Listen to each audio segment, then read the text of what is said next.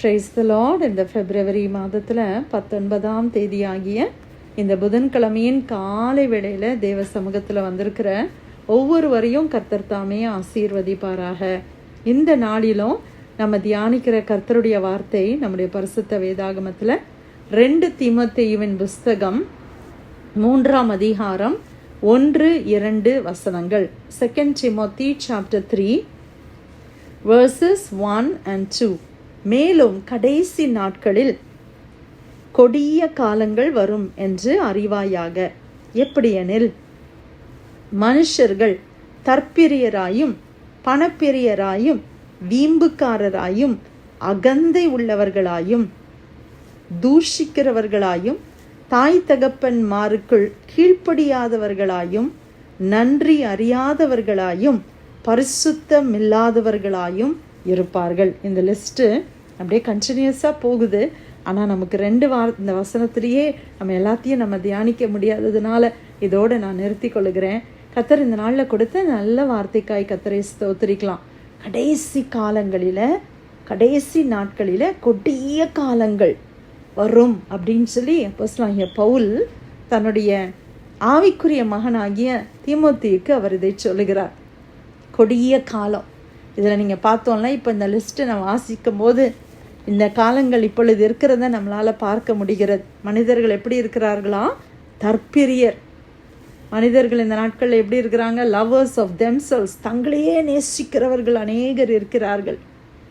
தற்பிரியம், ரொம்ப செல்ஃபிஷாக இருக்கிறவங்க, தன்னையே பெரியப்படுத்துகிற ஜனங்கள் அநேகர். அடுத்தது பணப்பிரியர். இது சொல்லவே வேண்டாம் இல்லை? Lovers of money.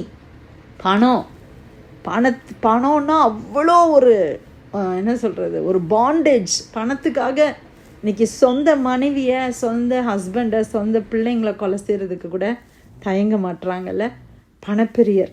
அடுத்தது எப்படிப்பட்டவங்க? வீம்புக்காரர், போஸ்டர்ஸ். வீம்பு. நான் இப்படி, என்னுடைய குடும்பம் இப்படி அப்படின்னு சொல்லி பெருமையாய் அகந்தையாய் பேசிக்கொள்ளுகிறவர்கள். அடுத்தது அகந்தை உள்ளவர்கள், ப்ரௌடாக இருக்கிறவங்க, அகந்தை. அடுத்தது தூஷிக்கிறவர்கள், பிளாஸ்பீமஸ். எளிதாய் தூஷித்து விடுகிறார்கள், தேவனையே தூஷிக்கிறாங்க. அடுத்தது நம்ம பார்க்கிறோம், தாய் தகப்பன்மாருக்கு கீழ்ப்படியாதவர்கள். எத்தனை பிள்ளைகள் தாய் தகப்பனுக்கு கீழ்ப்படியாமல் இருக்கிறாங்கள? தாய் தகப்பனை அவமதிக்கிறவர்கள், தாய் தகப்பனை அபேண்டன் பண்ணுறவங்க, பெருசாக நீங்கள் என்ன செஞ்சிட்டீங்க அப்படின்னு கேட்குற அநேகரை நாம் பார்க்கிறோம். தாய் தகப்பனுக்கு கீழ்ப்படியாதவர்கள், நன்றி அறியாதவர்கள், பரிசுத்தம் இல்லாதவர்கள். அல்லேலூயா. பரிசுத்தம்னா என்னன்னே தெரியாமல் ஜனங்கள் இருக்கிறத பார்க்குறோம். ஆனால் நான் இன்னைக்கு ஸ்பெசிஃபிக்காக இதில் ஒரே ஒரு பாயிண்ட், நன்றி அறியாதவர்கள், அன்தேங்க்ஃபுல் பீப்புள்.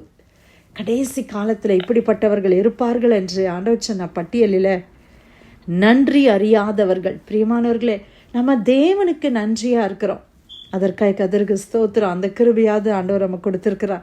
ஆனால் நம்ம எவ்வளோ ஜனங்கள் நமக்கு உதவி செய்திருக்கிறாங்க. யோசித்து பார்ப்போமா? நம்முடைய லைஃப்பில் எத்தனை பேர் நமக்கு ஹெல்ப் பண்ணியிருக்கிறாங்க? நீங்களே யோசித்து பாருங்கள். இன்றைக்கி இந்த ஒரு வேர்டை வச்சு நீங்கள் தியானித்து பாருங்கள். அவங்களுக்கெல்லாம் நம்ம நன்றியாக இருக்கிறோமா? நிறைய நேரம் நம்ம நினைக்கிறோம், எவ்வளோ நன்மை செஞ்சேன், ஆனால் அவங்க கொஞ்சம் கூட நன்றி இல்லாமல் போயிட்டாங்களே அப்படின்னு நம்ம நினைக்கிறோம். நம்ம லைஃப்பில் நம்ம யாருக்காவது நன்றி இல்லாமல் இருக்கிறோமா? நமக்கு நன்மை செய்தவர்களுக்கு நம்ம நன்றியாக இருக்கிறோமா? அது சின்ன நன்மையாக இருக்கலாம், பெருசாக இருக்கலாம். ஆனால் ஏதோ ஒரு நன்மை அவங்க அந்த டைமில் செஞ்சதுனால நம்ம வாழ்க்கையே மாறி இருக்கும். ஒருவேளை நம்ம பண கஷ்டத்தில் இருக்கும் போது ஒரு சின்ன பணத்தை கொடுத்து ஒரு உதவி செய்தவங்க, இல்லை ஒரு ஜாபை நமக்கு சொல்லி கொடுத்தவங்க, இல்லை ஒரு பர்டிகுலர் கம்பெனியில் நம்மளை ரெக்கமெண்ட் பண்ணி இவளை வேலைக்கு சேர்த்துக்கோங்க, இவனை வேலைக்கு சேர்த்துக்கோங்க, இந்த பையனை கொஞ்சம் வேலைக்கு சேர்த்துக்கோங்க அப்படின்னு சொல்லி ஒரு சிலர் நம்மளை ரெக்கமெண்ட் பண்ணியிருப்பாங்க. அது நிமித்தம் பார்த்திங்கன்னா அந்த ஜாபில் நம்ம போனதுனால அடுத்த ஜாப், அடுத்த கெரியர் அப்படின்னு சொல்லி நம்ம லைஃபே அப்படியே முன்னேற்ற பாதையில் போயிருக்கோம். அப்படிப்பட்ட நபர்களை நம்ம நினைத்து பார்க்குறோமா? இல்லை நம்ம தீய வழியில் போகிற ஒரு சூழ்நிலையில் நம்மளை கரெக்ட் பண்ணி அதில் போகாதப்பா, இது உனக்கு தேவையில்லாத, வேண்டாம்ப்பா அப்படின்னு சொல்லி நம்மளை தடுத்து நிறுத்தினவர்களாக இருக்கலாம். நமக்கு ஆலோசனை சொன்னவங்களாக இருக்கலாம். இல்லை இந்த அமெரிக்க தேசத்துக்கு நம்மளை வழி நடத்தினவர்கள். யோசித்து பாருங்க பிரியமானவர்களை. இல்லை இந்த தேசத்தில் நீங்கள் வந்ததுக்கு அப்புறமா இந்த தேசத்தில் நம்ம ஒன்றுமே இல்லாமல் இருந்த நாட்களில் நமக்கு அநேக காரியங்களை சொல்லி கொடுத்தவங்க, நம்மளை காரில் கூட்டிகிட்டு போனவங்க, நம்மளுடைய லைஃபையே மாற்றினவர்கள் அல்லவா அவர்கள். அவர்களுக்கு நம்ம நன்றியாக இருக்கிறோமா? ஒருவேளை நமக்கு நன்மை செய்தவங்க பிறகு நம்மளுக்கு ஏதாவது தீமை கூட செய்திருக்கலாம். ஆனால் அவங்க செஞ்ச நன்மையை நம்ம மறக்கக்கூடாது. நம்மளுடைய சுபாவம், மனுஷ சுபாவம் எப்படி இருக்கும் தெரியுமா? ஒருத்தர் செஞ்ச 1000 நன்மையை மறந்துடுவோம். அவங்க செஞ்ச ஒரே ஒரு தீமையை மனசுலையே வச்சுக்கிட்டு இருப்போம்.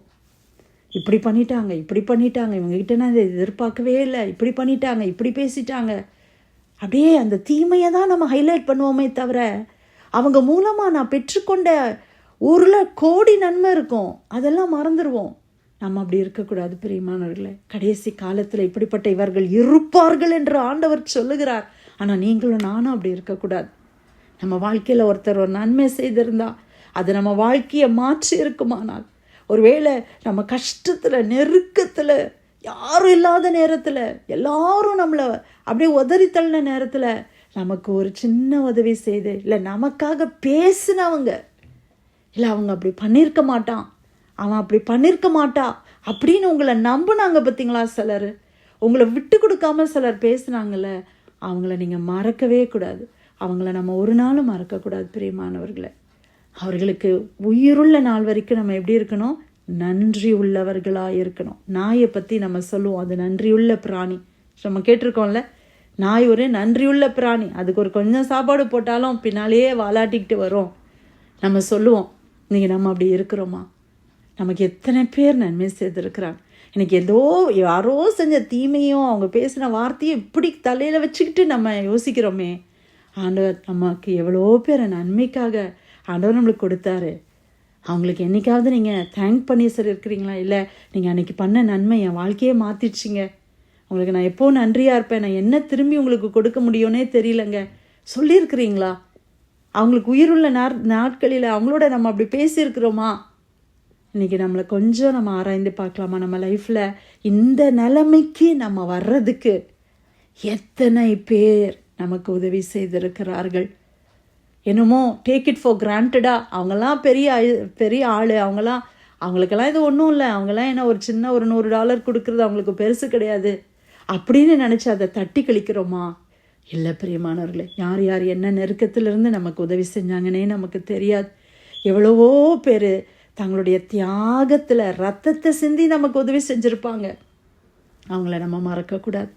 அவங்க நம்ம லைஃப்பில் அவங்கள மறக்கவே கூடாது. அது மட்டும் இல்லை, நம்மளுடைய ஜெனரேஷன், நம்ம பிள்ளைங்களுக்கு அதை நம்ம சொல்லி கொடுக்கணும். இவங்க தாம்மா, இவங்க மூலமாக தான் நம்ம வாழ்க்கையில் முன்னேறணும், இவங்களை மறக்காத, இவங்க குடும்பத்தை நீ மறக்கக்கூடாது, இவங்க குடும்பத்துக்கு எப்போவுமே நீ நன்றியாக இருக்கணும், இவங்களுக்கு எந்த தீமையும் ஒரு நாள் நம்ம செய்திடக்கூடாது அப்படின்னு சொல்லி நம்ம சொல்லி கொடுக்குறோமா? அந்த நன்றியுள்ள ஒரு உணர்வு நமக்கு இருக்குதா? இன்றைக்கி தேவனுடைய பிள்ளைகள்னு சொல்கிறோமே, எவ்வளோ காரியங்களை நம்ம ஜெபிக்கிறோம், ஊழியம் செய்கிறோம், தான தர்மம் செய்கிறோம். இந்த சுபாவம் இன்றைக்கி அநேக இடத்துல இல்லை பிரியமானவர்களே. ஊழியத்தில் நம்மளை உற்சாகப்படுத்தினவங்க, நமக்கு ஜெபிக்கிறதுக்கு ஒரு சான்ஸ் கொடுத்தவங்க, புல்பிட்டில் நம்மளை ஏற்றின பாஸ்டர்ஸை நம்ம மதிக்கிறோமா? நம்ம அவங்களுக்கு நன்றியாக இருக்கிறோமா? இன்றைக்கி எத்தனை சபைகள் அப்படி சான்ஸ் கொடுக்குறாங்க. இன்றைக்கி உங்களுக்கு அப்படிப்பட்ட தருணங்கள் உங்கள் சபையில் கொடுக்கப்படுதுன்னா அந்த ஊழியருக்கு நம்ம நன்றியாக இருக்கிறோமா? இல்லை அவர்களை பற்றி நம்ம பேசிக்கொண்டு திரிகிறோமா? எந்தெந்த ஏரியாவில் நம்ம நன்றி இல்லாமல் இருக்கிறோம்? இந்த வசனத்தை வாசிக்கும் போதெல்லாம் நம்ம எப்படி தியானிப்போம்னா, இப்படியெல்லாம் ஜனங்க இருக்கிறாங்களே, நான் எவ்வளோ பரவாயில்ல, அப்படி தான் நம்ம தியானிப்போம். ஆனால் இன்றைக்கி ஆண்டவர் என்னோட பேசுனாங்க, அதை நான் உங்களோட நானும் ஷேர் பண்ணுறேன். நம்ம எல்லாமே நம்ம பார்க்குறோம், நம்மளை ஆண்டவர் நம்ம எந்த இடத்துல தப்பு பண்ணுறோம், எந்த இடத்துல நான் மாறணும், எந்தெந்த நன்றியை நான் மறந்துட்டேன், ஆவியானவர் எனக்கு காண்பித்து கொடுத்தாரு. அதே ஆவியானவர் உங்களுக்கும் அதை காண்பித்து கொடுக்கும்போது நம்ம ஒப்புரவாகி ஆண்டவருக்குள்ள இன்னும் அநேகருக்கு நம்ம நன்றியாக இருக்க நம்மளால் முடிஞ்ச அளவுக்கு மற்றவங்களுக்கும் இன்றைக்கி நல்ல நிலைமையில் ஆண்டவர் உங்களை வச்சுருப்பாருன்னா நீங்களும் மற்றவங்களுக்கு உதவி செய்ய என்ன ஹெல்ப், ஒரு சின்ன ஹெல்ப்பாக இருக்கலாம். ஒருத்தருக்கு ஒருத்தரை அறிமுகப்படுத்துறது கூட ஹெல்ப் தானே பிரியமானவர்களே. ஒருத்தருக்கு ஒருத்தரை இவங்களுக்கு கொஞ்சம் உதவி செய்யுங்க, இவங்க கொஞ்சம் இப்படி கஷ்டத்தில் இருக்கிறாங்க, இவங்களை கொஞ்சம் பார்த்துக்கோங்க, அது கூட ஒரு ஹெல்ப்பு தானே. ஒருத்தரை கனெக்ட் பண்ணி விடுறதே ஹெல்ப்பு தான். ஒருத்தருக்கு ஒரு நன்மையை நம்ம சொல்லி, இந்த இடத்துல நீங்கள் போனீங்கன்னா உங்களுக்கு ஒரு நன்மை கிடைக்கும் அப்படின்னு வழிகாட்டி விடுறோம்ல, அது கூட அவங்களுக்கு ஹெல்ப்பாக தானே இருக்குது. நம்மளால் முடிந்ததை நம்ம செய்வோம். நமக்கு நன்மை செய்தவர்களை உயிருள்ள நாள் வரைக்கும் அவங்கள நம்ம மறக்காமல் நன்றியோடு இருக்க ஆண்டவர் நம்ம கிருபை செய்வாராக. 2 தீமோத்தேயு 3:1-2 மேலும் கடைசி நாட்களில் கொடிய காலங்கள் வரும் என்று அறிவாயாக.